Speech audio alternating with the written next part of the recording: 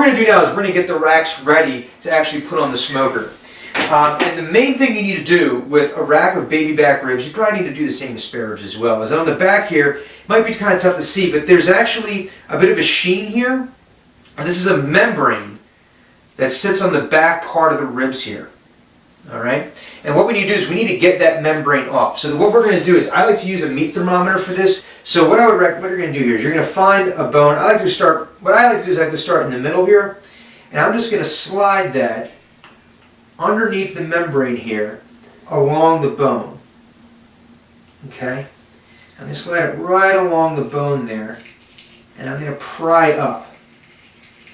So I get a little bit of space there. And once I have that, now I can get under there. And if you're lucky, it'll come off in one sheet, in one nice tear, if you get a really good chunk of it. That's what I'm trying to do. I'm trying to get my finger underneath here, so that way I don't have to peel off individual strings here. There we go. Okay, so now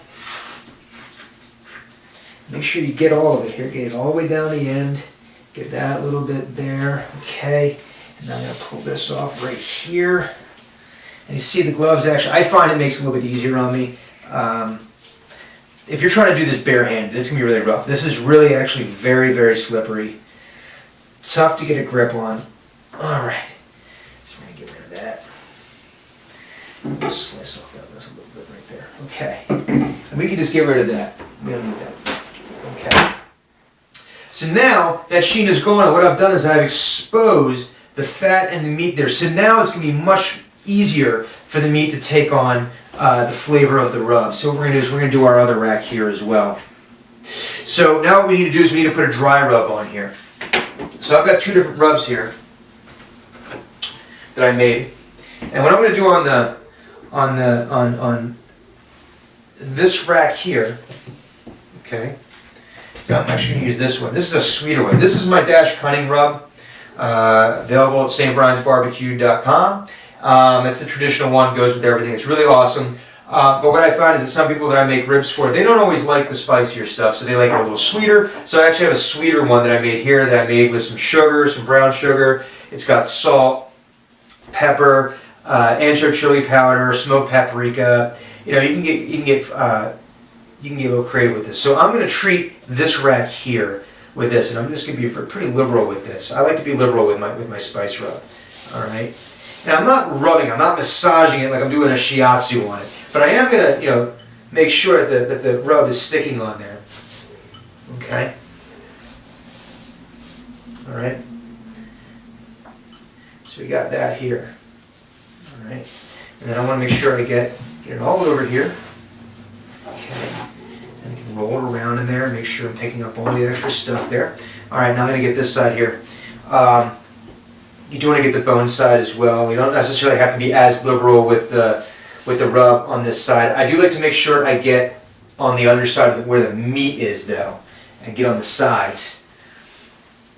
Because you still have a lot of fat there, so you're not necessarily going to get a lot of penetration and flavor, but I want to make sure that I've got this pretty amply covered. Okay? So I got that. Now here's the other thing with this. With now you could just put this on your smoker as is. You'd probably be fine. If you're like me, my smoker is a little bit smaller, this would take up the entire rack. So it gives me two problems. The first problem is that it means I can only smoke this one rack of ribs, and today my goal is to smoke 3. The other challenge you run into is that I find that one end will always be much closer to the heat source than the other. And if that were my only choice, I'd put the thicker end down there, but it means that one end is going to smoke faster and it won't cook evenly. So the solution to that is to use a rib rack like this.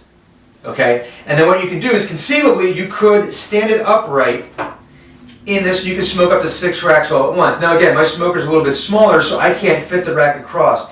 I would recommend doing this. That way you can smoke a lot more. That way you still have room on your grill or on your smoker to keep on cooking. But what I like to do with mine, I'm going to flip it over here, is I like to cut my racks in half. So I find about the halfway point, and I try to find, I see there's 2 different bones. I try to find that one bone that's in the middle, because they're all running on an angle. You can see like that. I'm going to take a sharp knife here and go right in between the bones. Divide that in half. And now I can smoke everything. And then what I'll do, again, I got a lot of rub on here. I'm going to make sure I get all sides of it. Alright? And then I'm going to do the same thing here with the small rack. I'm going to use a different rub on this one. I'm going to use my Dash Cunning rub on this. Get all nice rubbed up there. I love this rub. It's got a little sweetness, a little spiciness to it. Really perks up the meat. The nice thing too is the salt. The other reason why you want to put a dry rub on anything is the salt is actually going to help tenderize the meat and help it retain moisture. When you're smoking, one of the big issues that you're going to run into while smoking is that you're using a very dry heat. So it's going to dry out the meat naturally. So what I like to do is put this on here because the salt will help retain that moisture and keep you from having just dry ribs. The other thing I like to do is I like to put a pan of water in the bottom of my smoker so that way it acts kind of like a water cooker and helps keep the air moist in the actual smoker. And again, with this guy here, I'm going to cut that guy right in half. I find a bone. Make sure I'm grabbing the same one because if you're looking at it straight, it'll look like this is where you got to go, but you can see two different bones there. So on an angle, and right down the middle, boom. And I'm just going to make sure that I get all the edges there. Okay, got that one there, and this one there. All right, and now our ribs are ready to smoke. So, I hope this was helpful for you. If you have any questions, please leave it in the comments. You can always email me at thesaint@stbriansbarbecue.com, and be sure to check stbriansbarbecue.com for all your barbecue sauce and barbecue spice rub needs. Until next time, I'm Brian Wiggins.